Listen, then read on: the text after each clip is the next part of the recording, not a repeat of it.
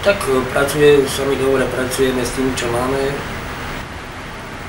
Skúšame nových hráčov. Niektorí sa chytili, niektorí museli odísť.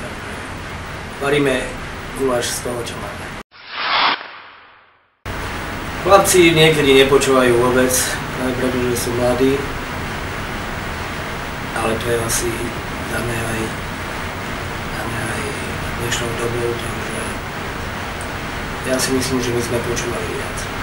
Niekedy dodržiavajú alebo dodržiavať taktiku chvíľu, potom začnú zase svoje. Takže to vyzerá jak na zamrznutom jazere niekedy. Takže treba neustále s nimi pracovať.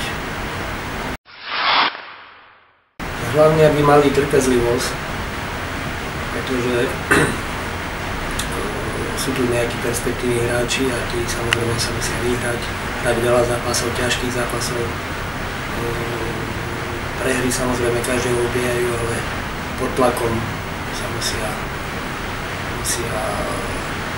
alebo s tlakom sa musia vysporiadať a zahodiť tie prehry za hlavu a každý zápas začína od 0.